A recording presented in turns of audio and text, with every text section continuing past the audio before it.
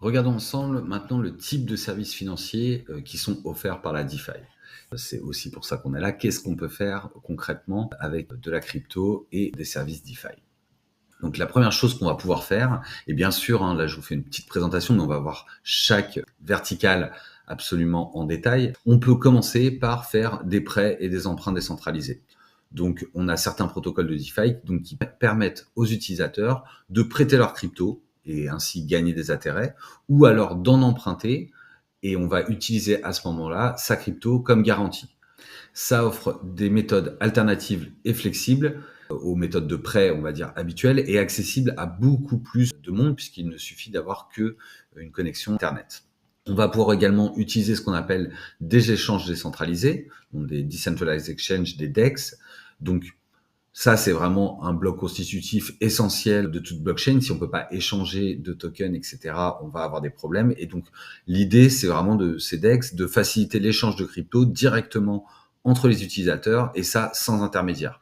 Donc ça, c'est vraiment la nouveauté. On n'a pas de tierce partie. Et donc, qu'est-ce que ça a comme conséquence? Eh ben, ça a la conséquence d'augmenter la transparence, de diminuer bien sûr les frais de transaction en règle générale et d'offrir un accès encore plus étendu à une variété de crypto à chaque utilisateur. On peut parler aussi dans les services financiers offerts par la DeFi du yield farming.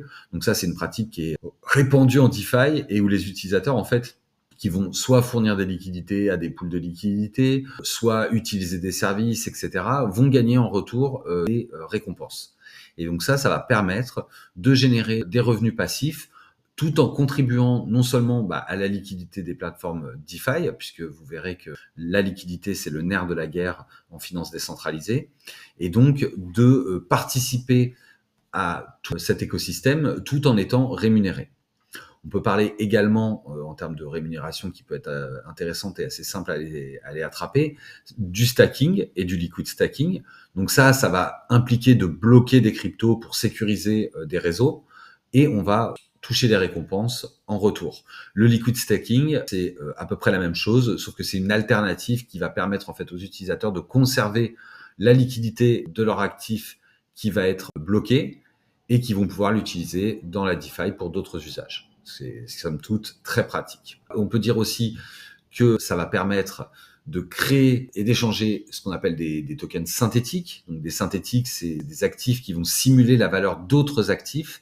Et on peut parler à ce moment-là, imaginez, quand on des stablecoins adossés au prix de l'or ou des choses comme ça, ça suit le prix de l'or, donc c'est un synthétique, suivre le prix d'actions ou de matières premières et tout ça, donc ce qu'on va appeler la tokenisation, dont on parlera plus tard, et ça va ouvrir la voie à l'exposition sur de différents marchés financiers, et ça directement à travers la blockchain. C'est vraiment très souhaitable.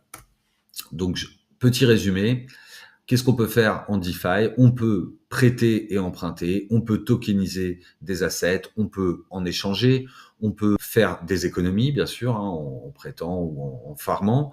On peut créer du stablecoin pour de la monnaie numérique, si je puis dire. On peut bien sûr faire de l'asset management et aussi tout un pan autour des assurances qui ne sont pas encore très développées, qui existent, mais marqueront, j'en suis sûr, l'avènement final de la DeFi une fois que ce sera prêt. J'espère que vous avez bien compris tout ce qui s'offre à vous comme possibilité et ne vous inquiétez pas, c'était juste une présentation, on va revoir toutes ces possibilités en détail dans la suite.